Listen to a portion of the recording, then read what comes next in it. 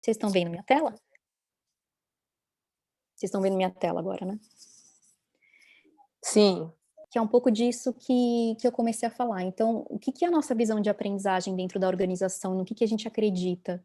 Porque se a gente acredita, se a nossa bússola vai ser a nossa crença na aprendizagem ao longo da vida, porque a gente precisa aprender o tempo inteiro, porque a gente está vivendo uma era de automação, uma era de desenvolvimento exponencial tecnológico, enfim. Se a gente acredita que esse é o caminho, aí isso pressupõe, primeiro, uma estratégia de aprendizagem nossa, da nossa área de T&D, de aprendizagem, de L&D, como o que quer que a gente chame. Isso pressupõe uma transformação nossa, uma jornada nossa de transformação da própria área de L&D, que é ok. Se a gente não quer mais fazer as coisas do jeito que a gente faz, e a tendência é sempre essa, de a gente manter um pouco o status quo e a gente ir para o que é mais seguro. Existe uma demanda do negócio, se soluciona com treinamento. Existe uma demanda do negócio, se soluciona com treinamento. Então, o grande processo é a gente definir uma estratégia de aprendizagem, uma estratégia de transformação nossa mesmo, de L&D, no sentido de quem que a gente quer ser a partir de agora e quem a gente precisa ser. Se a gente quer que todas as pessoas se empoderem do fato de que elas já estão aprendendo o tempo inteiro, de que elas aprendem por vários canais e de várias formas, quem que a gente precisa ser agora? Que não é só ficar fazendo conteúdo e fazer treinamento, mas que é outra coisa. Conteúdo e treinamento também faz parte disso. E aí vem um outro desafio que é, se a demanda é do negócio, se o diretor mandou, se o VP mandou, como é que dentro do nosso processo de autoeducação, a gente também consegue se colocar de uma maneira consultiva e transformar a mentalidade desse CEO, desse VP, desse diretor, que fala: "Não, mas eu quero que todo o meu time faça um treinamento de 1 hora, porque a gente precisa que eles mudem esse comportamento", sendo que a gente sente e a gente sabe agora que não é esse treinamento de 1 hora que vai mudar o comportamento do time inteiro. Como que a gente faz esse caminho de influência e como que a gente estabelece essas relações potentes? Como que a gente escolhe os gestores e os líderes no negócio que a gente sabe que já são mais abertos para essa nova tendência, aqueles que aprendem o tempo inteiro, aqueles que são interessados em relação a isso, para serem os grandes embaixadores dessa transformação. E aí, nesse processo, a gente fala de cultura de aprendizagem. A cultura de aprendizagem numa organização, ela já existe. Ela pode ser uma cultura de aprendizagem mais de comando e controle, mais de, enfim, focada em pouca autonomia, ou ela pode ser uma cultura de muita autonomia, mas pode ser uma cultura caótica também. Startups normalmente têm culturas muito espalhadas, de muita autonomia, mas com muito pouca gestão do conhecimento também, muito pouca convergência. Então as coisas são super espalhadas, cada um faz o que quiser, mas a gente tende a ir para o caos também. Então a cultura de aprendizagem, ela já é o que é, ela já existe. Agora, a partir da nossa visão de aprendizagem e a partir da estratégia que a gente quer criar e a partir da nossa própria transformação como área de treinamento, a gente cria as condições, a gente prepara o solo para que uma cultura de aprendizagem mais intencional, de mais empoderamento, de mais autodireção, de mais autonomia surja. Então a cultura de aprendizagem ela já existe, mas isso não quer dizer que a gente não possa influenciá-la para que ela seja uma cultura mais intencional de aprendizagem. Para daí a gente pensar também em tecnologias e plataformas, né. Hoje a gente fala que toda empresa é uma empresa de tecnologia, independente de se você trabalha com varejo, se você trabalha, enfim, na área de saúde, independente da área e do ramo em que você atua, toda empresa hoje é uma empresa de tecnologia. E a gente fala tanto em transformação digital, mas tanto em transformação digital, mas a gente também precisa falar em transformação digital para a área de treinamento, enfim, para o RH como um todo, mas para a área de desenvolvimento também. Porque as tecnologias e as plataformas ajudam a gente a ter essa convergência, ajudam a gente a fazer uma gestão de conhecimento e trazer essa convergência sem controle. Então, se a gente tem essa plataforma, as pessoas podem acessar, podem criar, podem compartilhar conteúdos, mas pelo menos a gente está ali todos no mesmo ambiente, para que, enfim, a gente consiga alcançar esse ecossistema, de fato, de aprendizagem. Quando a gente fala em ecossistema, a gente está pensando em aprendizagem em ambiente interno, mas ambiente externo também. Então, por exemplo, o Nubank tem uma estratégia muito forte de atuar com a comunidade nesse momento, de atuar com diversidade e de abrir alguns programas para capacitar pessoas.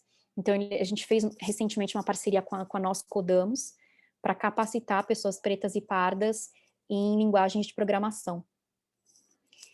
E aí, um tempo atrás, a gente lançou uma oportunidade de formar pessoas em gerenciamento de produtos, product managers, porque a gente precisa muito de gerentes de produtos dentro do Nubank. Só que a coisa foi tão grande que a gente teve, em poucas horas, 20 mil inscrições. 20 mil pessoas inscritas para poderem participar de uma capacitação em gestão de produto. Então, o que a gente faz com isso? Como que a gente gerencia também esse ecossistema? Porque a gente tem uma responsabilidade muito grande. Agora a gente tem falado muito sobre ESG, né? Responsabilidade social, ambiental, enfim, e governança. Mas como que a gente gerencia esse ecossistema? A gente está pensando ecossistema não só para dentro, mas para fora. Se a gente está indo em direção a um mundo em que a gente já tem um apagão de talentos atualmente, mas a gente faz projeções no mercado e, assim, por exemplo, o Nubank contratou 1.300 pessoas desde o começo do ano e provavelmente vai contratar mais umas 1.500 até o fim do ano. Não vão existir nos próximos anos engenheiros suficientes, engenheiros de dados, cientistas de dados para todas as empresas no Brasil. Então, a gente tem uma grande responsabilidade também em capacitar essas pessoas, em dar oportunidade de as pessoas mudarem de carreira, em dar oportunidade para grupos subrepresentados se capacitarem em linguagens de tecnologia e programação, enfim. Então, dentro dessa nossa responsabilidade, a gente entende que a gente precisa gerenciar um ecossistema interno e externo. E como que a gente gerencia esse ecossistema externo com uma qualidade também, para a gente realmente poder entender quais são os potenciais, como que a gente recruta essas pessoas também, e como a gente capacita essas pessoas com qualidade, usando o conhecimento que a gente tem internamente também. Então, só para repetir, né, essa visão de aprendizagem é realmente o que a gente acredita. Por exemplo, eu gosto muito do que o Google faz, né, e o que o Google traz. Para a gente, né, eles dizem, para nós no Google, o objetivo nosso é oferecer as soluções de aprendizagem certas, para as pessoas certas, no momento certo. E para isso, eles desenvolveram uma supervisão e estratégia, e eles desenvolveram o que eles chamam de G2G, né? Googler to Googler. Eles entendem que a maior potência que eles têm de ensino são os próprios Googlers para ensinar as pessoas internamente. Agora, tudo isso precisa ter um casamento muito grande com a estratégia. Se o teu CEO não compra isso, se os teus VPs, se os teus diretores não compram isso, vai ser muito difícil a gente criar um ecossistema, né, e começar uma jornada de transformação. A liderança sênior precisa estar muito engajada e a questão não é só ter permissão. Não é só ter permissão, a gente precisa de comprometimento. Então tem duas coisas que são muito diferentes aqui. Esse é o momento para a gente, na área de desenvolvimento e treinamento, em passar além da permissão.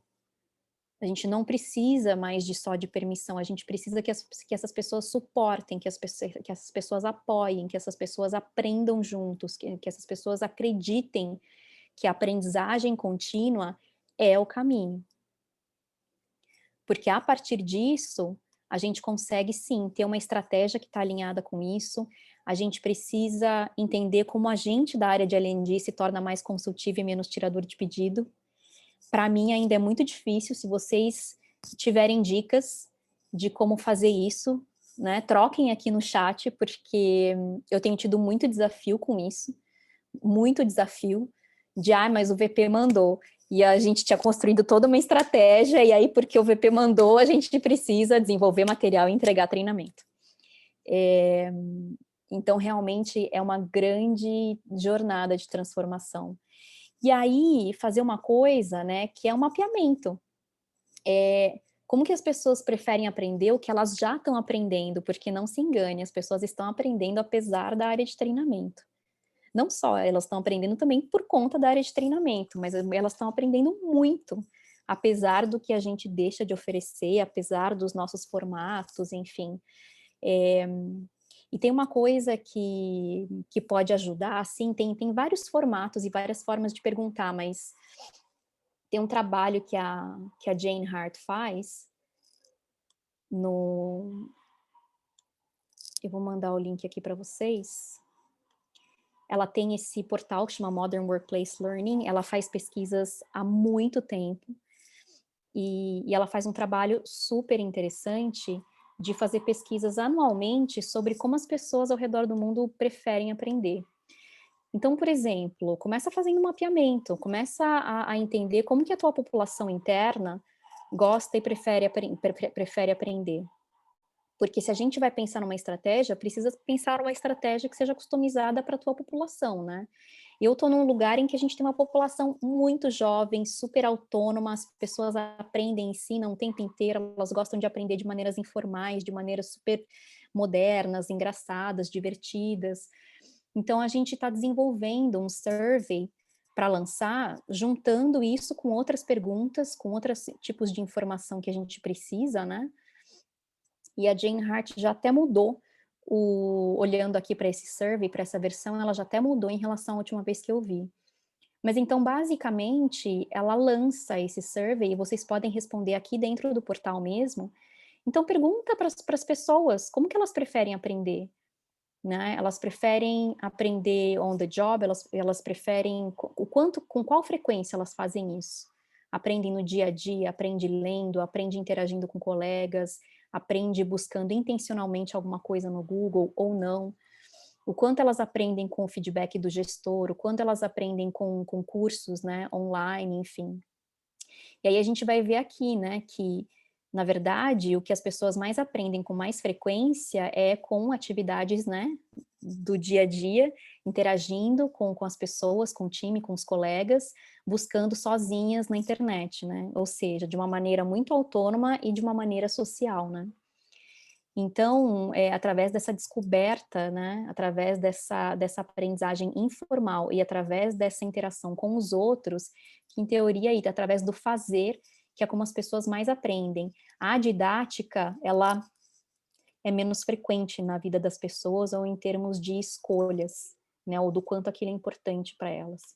Então é muito interessante porque, eh acho que é um momento de a gente entender, né, e fazer esse mapeamento. Então roda um survey, faz um Google Forms lá, faz as perguntas que você quer, faz as perguntas para as pessoas de como elas preferem aprender, qual que foi a aprendizagem mais significativa que ela teve, o que que ela está a fim de ensinar e o que que ela pode ensinar, eh,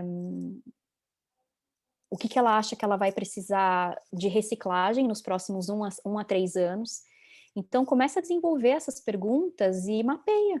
Mapeia como que as pessoas querem aprender, como que elas pessoas preferem aprender, porque aí você já vai entender como que as soluções que você precisa desenvolver podem estar mais customizadas em relação a isso, né.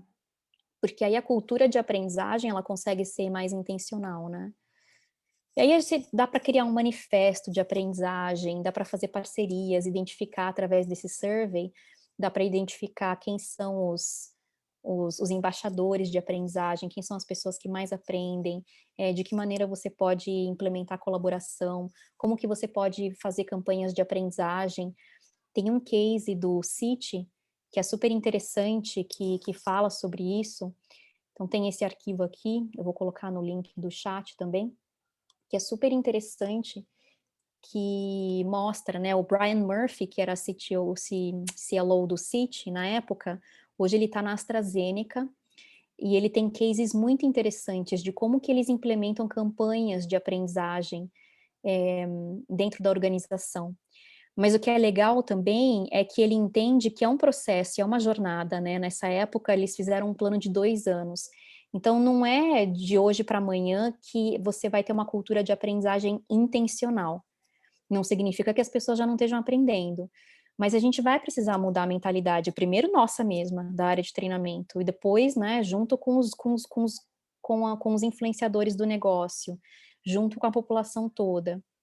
E a maior mudança de mentalidade, na minha opinião, não é fazer as pessoas se darem conta que elas precisam aprender todo dia, é se darem conta que cada aprendizado que elas já estão tendo todos os dias conta, é importante. E como elas podem fazer isso também de maneira mais intencional, com metas talvez melhores definidas, para que elas possam se reciclar, para que elas possam, enfim, passar por esse processo de upskilling e reskilling que vai ser muito necessário, né. Eu mandei o link para vocês no chat ou não? Deixa eu ver aqui.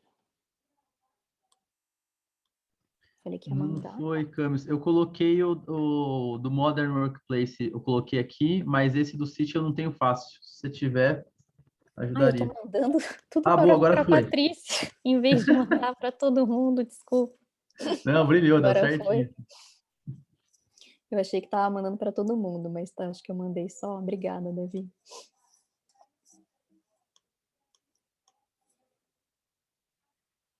E através dessas, o que é legal no City, por exemplo, e acho que uma coisa assim, né, se você tiver condições, junta um time, faz um squad, mesmo que seja por um tempo, mas faz um projetinho legal, porque assim, faz uma coisa bem feita, sabe? Faz uma campanha de marketing, cria o teu slogan para aquela iniciativa. No caso do City foi Be More, né? Seja mais. E aí eles lançaram um desafio de 30 dias. Todos os dias eles tinham essa indução para microaprendizagem. Então, todos os dias, durante 30 dias, então eles lançaram o vídeo, lançaram o manifesto deles, lançaram toda a campanha de aprendizagem, lançaram um desafio de aprendizagem de 30 dias, mas com microaprendizagens. Em 5 minutos, o que você pode aprender sobre como o CEO prefere aprender, sobre a estratégia da organização, sobre OKRs, se você trabalha com OKRs, enfim, sobre como você prefere aprender. Então, às vezes, em 5 minutos, eles faziam essas induções e esse desafio, né. Isso é muito legal, porque você pode começar a criar credenciais, né, também. Você pode criar credenciais para que as pessoas que mais se engajaram e se envolveram na campanha comecem a ganhar os badges, né, as credenciais, e elas comecem a ser reconhecidas por isso. E uma coisa muito legal para quem não participou, a TOTUS compartilhou hoje de manhã, às 11 horas, um case muito bacana de como eles fazem a aprendizagem em rede na Universidade TOTUS, e eles estão fazendo um trabalho incrível. Ficou gravada a sessão deles, então aproveitem para assistir, porque eles tiveram, assim, uma iniciativa, né, que começou, não sei se foi ano passado ou ano retrasado, acho que foi em 2019 que eles disseram, mas eles realmente estão alavancando todo o poder e conhecimento e potência da população interna, eles capacitam as pessoas internamente para serem instrutores, e as pessoas desenvolvem conteúdos, as pessoas compartilham conteúdos incríveis, super ricos, e são reconhecidas por isso, né. E é super bacana o processo que eles estão fazendo, então o case da TOTUS, né, é super bacana para vocês acompanharem em relação a isso. Agora, tudo isso é super importante, mas na minha visão é a tecnologia e são algumas plataformas que vão ajudar a gente a trazer convergência, porque, por exemplo, na minha experiência onde eu tô hoje, é tudo mega espalhado. As pessoas têm tanta autonomia que elas vão lá e faz, e isso é incrível. Agora, são todas atividades espalhadas, a gente não entende o quanto aquilo teve impacto para o negócio, nem todo mundo tem acesso ou fica sabendo só depois que a iniciativa terminou, e a gente não está usando o potencial tão rico e tão grande que a gente tem por falta de uma plataforma, porque a gente ainda está nesse momento de não ter plataformas e tecnologias para convergir, plataformas que deem para as pessoas autonomia, como eles fazem na TOTUS, por exemplo. Você cria o teu conteúdo e você lança lá. E a própria rede, as próprias pessoas vão ser as pessoas que vão monitorar a qualidade do conteúdo. As próprias pessoas e a própria rede que vai ter acesso a esse conteúdo vai ser a pessoa que vai fazer esse monitoramento. mas a convergência é super importante para a gestão de conhecimento. E aí, utilizando inteligência artificial para a gente customizar conteúdos, realidade virtual e realidade aumentada para trazer um pouco mais de interação, enfim, se for possível. Mas entender também de cada área, né, para onde que a gente está indo, qual que é o futuro, né, para que a gente possa fazer também, a partir disso, essa gestão desse ecossistema, né. A gente tem que fazer, a gente não tem que nada, mas a gente pode fazer essa convergência dos ambientes internos com os ambientes externos de aprendizagem. Se a gente quer capacitar, por exemplo, pessoas na sociedade para se tornarem programadores, para se tornarem gerentes de produto, a gente precisa se assegurar de que a gente está fazendo isso com qualidade também, de que essas pessoas estão tendo acesso a boas ferramentas e boas plataformas. Como que a gente capacita os talentos para a gente atingir essas metas ambientais, sociais, de governança, porque a gente está indo em direção a esse apagão de talentos. E além disso, a gente está num país que é totalmente desigual, em que a gente não tem equidade. E então a gente também tem uma responsabilidade para capacitar todas essas pessoas que têm um potencial incrível, né. E acho que só para terminar, né, uma coisa importante de a gente pensar, né, porque a gente está nesse processo em que a gente tem muitas tendências acontecendo, né. Mas por que que ter um ecossistema de aprendizagem é tão importante, né? Porque a gente está tendo um mundo que está em transformação, mas a mudança ela só vai acelerar, a mudança nunca vai acabar de acontecer, né. Mas a gente tem pesquisas e tendências que já estão acontecendo, né, mas que trazem essa questão da automação e da inteligência artificial que vai substituir muitos empregos, e muitas profissões novas vão ser criadas, provavelmente muito mais. Tem um superávit de profissões que vão ser em relação às que vão ser, eh, as que vão acabar, em relação às profissões novas que vão surgir. Mas se a gente não tiver preparado para isso, de que adianta, né? Então as organizações vão precisar aprimorar ou requalificar aproximadamente 60% da sua força de trabalho nos próximos 2 a 5 anos, isso é muita coisa, né. E 1 bilhão de empregos vai precisar ser configurado, reconfigurado nos próximos 10 anos. Então é muita mudança que está vindo. A gente tem, né, a explosão de informação que já está acontecendo, enfim, e o conhecimento tende a dobrar, segundo estudos da IBM, a cada 12 horas, todo o conhecimento que existe no planeta, talvez isso já tenha até aumentado. Ao mesmo tempo que a gente tem muito mais informação, a vida média da informação está diminuindo, algumas habilidades têm uma janela de 18 meses.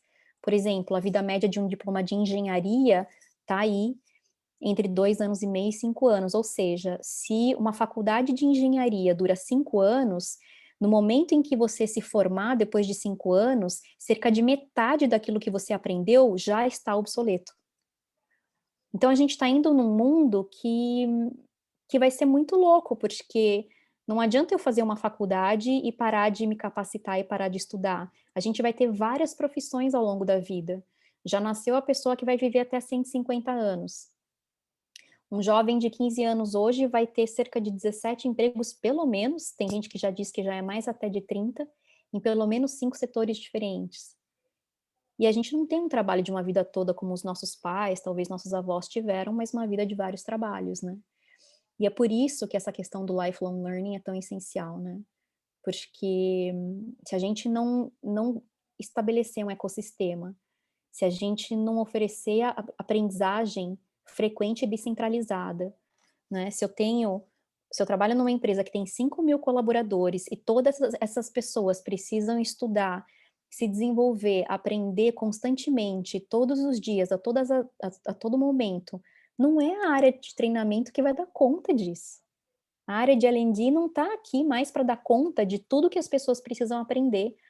A área de desenvolvimento está aqui para fazer com que as pessoas se deem conta de que elas são autônomas em relação ao próprio processo. De as pequenas coisas que elas aprendem no dia todo são relevantes, às vezes muito mais relevantes do que participar de um treinamento de 2 horas, né. E a aprendizagem formal é só um elemento, junto com a não formal, informal e autodirigida, e é por isso que a gente precisa desse ecossistema, né. Esse ecossistema seria talvez o mundo ideal para a gente ter essa convergência e integrar todos esses elementos, né. Eu não sei se, enfim, ele é a primeira versão do que eu vejo um mundo ideal, com certeza tem muito mais coisa para acontecer e tem muito mais coisa para a gente descobrir, mas, existe essa necessidade urgente de primeiro a gente da área de desenvolvimento entender que o nosso papel é completamente diferente, de a gente convencer os influenciadores e os tomadores de decisão que esse papel é completamente diferente, de que se a gente perder o tempo, a gente vai perder talentos, a gente não vai conseguir requalificar pessoas incríveis e a gente vai perder muitas pessoas incríveis. E se a gente não tiver boas plataformas, se a gente não participar dessa transformação digital que tem se falado tanto também, e a gente oferecer plataformas robustas para trazer convergência para tudo isso, a gente vai perder a oportunidade de ter esse ecossistema de aprendizagem, né, que é tão necessário para as organizações. Eu queria abrir para perguntas, a gente tem 4 minutinhos, se vocês tiverem qualquer consideração, perguntas, enfim, espero que tenha ficado claro, tem bastante gente que talvez esteja vendo isso pela primeira vez, eu realmente agradeço a presença de todos vocês. E queria saber se vocês têm alguma dica, pergunta sobre algumas das reflexões que eu fiz aqui. Ana? Boa noite, Camila. Muito obrigada mesmo pelo compartilhamento que você está fazendo conosco. Hoje mais cedo a gente conversou numa outra sala a respeito da questão da maturidade das pessoas em relação a essa liberdade que a autonomia da aprendizagem nos dá. Eu queria saber o que você pensa a respeito disso, porque na minha visão, e talvez ela seja ainda uma visão tacanha, porque eu me descobri recentemente autodirigida, eu não sabia que dava-se esse nome, estou em êxtase com o MOL, encontrei a minha tribo, mas talvez ainda, né, com certeza ainda talvez não com certeza ainda com crenças e com hábitos, né, da educação que a gente veio e tudo mais. E aí isso é uma coisa que me perturba, sabe? Quão maduras as pessoas estão para de fato, sabe, receberem essa, se elas, sabe, como que elas vão lidar com essa autonomia? Quando você fala do Nubank, me dá uma sensação de que existe uma maturidade, sabe? Eu queria ver qual é o seu Uhum. ponto de Eu vista a vejo que respeito existe disso, o muito que você já pensou? potencial, assim, mas é muito engraçado, porque ao mesmo tempo que tem esse potencial super rico, e eu acho que em tudo quanto é lugar que a gente vai, com cada pessoa, se a gente para escutar a história de vida das pessoas, a gente percebe que nenhum ser humano para de aprender ou se desenvolver o tempo inteiro, né? Pela natureza da vida humana, pela plasticidade do cérebro, enfim. Ao mesmo tempo, talvez, quando a gente fala em educação, pela forma que historicamente a gente foi criado no Brasil, e no mundo também, mas pela forma, né, das nossas escolas serem formatadas do jeito que são, talvez as pessoas precisem se descobrir, como você fez o teu processo, né, se descobrir que já é muito autodirigido por muitas coisas, porque se as pessoas já não fossem autodirigidas, o Google não seria tão famoso, né, porque o YouTube não seria tão famoso, não haveria tantos tutoriais, ou não haveria tantas, né, mas eu acho que é realmente esse espaço de as pessoas, dar oportunidade para as pessoas se descobrirem e legitimar a história de vida das pessoas, e ajudar as pessoas a entenderem como elas preferem aprender e como elas têm preferido aprender ao longo dos anos. E acho que é trazer para a consciência, sabe? A gente perceber que a gente é autodirigido em muitas coisas. Agora, o que eu acredito também é que com essa mudança tão grande, tecnológica, exponencial, muita gente vai realmente ter que aprender pela necessidade, porque muitas pessoas vão ter os seus trabalhos reconfigurados, as suas funções que não vão existir mais. Então, a necessidade também vai ser uma grande alavanca para fazer com que as pessoas aprendam o tempo todo, né? Eu não sei se responde a tua pergunta, enfim, mas o que eu sinto é isso, assim, que é um processo de a gente ajudar as pessoas a se descobrirem ou se redescobrirem, porque todos nós somos aprendizes o tempo inteiro, e e ajudar as pessoas a descobrirem as próprias preferências e legitimarem isso. Legitimarem essas próprias preferências e entender que ela é tão importante você fazer uma busca no Google ou assistir um tutorial, tão importante quanto ler um livro ou ter uma certificação, às vezes até mais importante, né? O Google recentemente tirou, né, essa questão de você ter que ter uma graduação ou ser formado, né? Se você demonstra competências de programação, se você demonstra competências para fazer certas coisas, eles vão te contratar, independente de você ter ou não uma graduação formal, né? É um caminho, é um processo, mas eu acredito também que a água está batendo cada vez mais na bunda e vai bater na nossa bunda por conta dessa mudança tecnológica, e a necessidade vai fazer com que talvez muito rapidamente, daqui a um tempo, as pessoas entendam que isso vai acontecer, né, e que isso já está acontecendo, e elas vão talvez se empoderar disso, né. Camila, obrigado Legal, demais, obrigada. assim, foi incrível, eu consegui pegar, depois dos 10 primeiros minutos aqui, achei muito, muito show, e até reforçando alguns outros encontros que a gente teve nos últimos dias, com essa pergunta da Ana, né, como é que a gente consegue colocar isso até em prática, né, então, dentro de empresas, porque dá a impressão assim, cara, vamos colocar, só é possível no Nubank? Não, assim, a gente consegue colocar isso em várias outras organizações, e os desafios são diferentes, né, e teve um encontro que foi do Enroll Yourself, e eles estavam falando como é que a gente consegue fazer essa virada de chave, né? Simplesmente dar autonomia e a galera vai lá e se joga, vai filhão, aprende aí. E não é muito isso, né? Eles até usam uma frase que a autonomia sem apoio é simplesmente abandono. Então, você deixou a pessoa e não é isso. Então, a Camila trouxe vários insights, vários exemplos que a gente viu isso na prática. Reforçando também o que a Camila falou, dessas vagas que estão surgindo sem precisar ter essa qualificação tradicional. Tem uma empresa que o pessoal mandou na semana passada, em uma comunidade do MOL, que ela chama, acho que é a Kimba, que é uma empresa de treinamento do Seth Godin.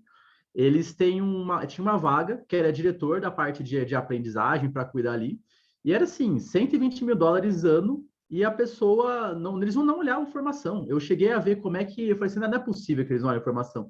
Você vê o processo de inscrição, não é? Eles perguntam qual que é a sua história, qual projeto que você fez, por que você acha que essa vaga faz sentido com você? Então, é muito interessante. Então, tá cada vez mais forte, né? E o que eu queria pedir, Camis, era uma dica para, caso a gente queira começar esse processo hoje, dentro da minha escola, ou dentro da minha organização, dentro da minha empresa, dentro da minha família, o que você acha que dá para... Como é que seria esse primeiro start, né? Tem aquela dica de mapear a aprendizagem, que eu acho massa, mas tem alguma coisa que você acha que vira a chave para a gente conseguir dar pelo menos o primeiro passo? Olha, o que a gente está começando lá no Nubank é... Porque a gente realmente está começando, assim, a gente está criando uma área agora que chama Learning Enablement para pensar o futuro da aprendizagem corporativa, porque a gente está totalmente não, mas a gente ainda tem muita coisa tradicional. Mas o nosso próximo passo agora é fazer grandes parcerias com algumas pessoas, principalmente o nosso CTO, que está na liderança da área de engenharia, que é uma das nossas maiores áreas, e que quer criar universidades para fora, quer capacitar a gente no mercado, e que está muito olhando para isso, para ser o nosso grande embaixador, para que a gente consiga, através dele, né, ir convencendo e ganhando o que a gente chama de M-Team, né, os outros várias coisas, enfim. Rodar o survey, e fazer, de repente, se ajudar, eu não sei se é um passo muito precipitado, mas esse artigo aqui, ele traz uma coisa interessante sobre o mapeamento de maturidade das organizações. E ele usa, acho que 13 ou 18, não lembro, vocês podem ver lá, tem os gráficos, né? E vou só compartilhar aqui rapidinho para vocês verem. Mas ele trabalha, né, com essa questão de estratégia de aprendizagem, organização de aprendizagem, ofertas, enablers e integração, né? E aí ele tem os vários elementos, e de repente seja legal você sentar com o teu time e tentar fazer esse self-assessment, né, essa autoavaliação em relação a cada uma desses pontos, como é que a gente está de 0 a 10, de 0 a 100%, chegar num gráfico teu próprio, para você entender, né, qual que é o teu nível de maturidade, aonde que você está, enfim, esse artigo traz muito sobre isso, né, o que para a gente já é muito forte na nossa organização, o que está capenga, por onde a gente pode começar, enfim. E ele traz essa questão, né, de missão, estratégia de aprendizagem, cultura, os líderes. Então, tem vários pilares, talvez começar também a fazer essa autoanálise, né, além de trabalhar muito com pessoas que têm poder de decisão e de influência, que podem ser os seus parceiros, e começar mapeando a organização. É por aí que a gente está começando, pelo menos. Se vocês tiverem outras dicas também, me avisem, porque a gente está só no começo desse processo. Excelente dica, Camis. Eu já vou aplicar aqui essa semana com a galera. Não conhecia esse último artigo que você mandou. E é isso, pessoal, a gente já passou um pouquinho do nosso tempo, muito grata, viu? Obrigada pela presença, muito obrigada nesse mundo de fatiga de Zoom, realmente vocês estarem aqui 1 hora doando tempo e energia de vocês significa muito. Eu não tenho quase nenhuma resposta, mas tenho todas as perguntas e sou super curiosa, então se vocês quiserem conversar mais, enfim, trocar, me mandarem dicas, artigos, marcar uma conversa, marcar um bench, entrem em contato comigo, estou colocando meu e-mail aqui, porque vai ser um prazer conversar, trocar, enfim, vai ser muito bacana. Boa. Obrigada, Obrigadão, gente. Camis. Valeu, foi muito show. Beijão, pessoal. Até mais Beijo, aí. Tchau, ótimo tchau. descanso, Obrigada, ótima noite para Camila. vocês. Boa noite. Boa noite. Obrigada, Muito tchau, obrigado, tchau. Camis. Boa noite. Ela vai compartilhar, Davi,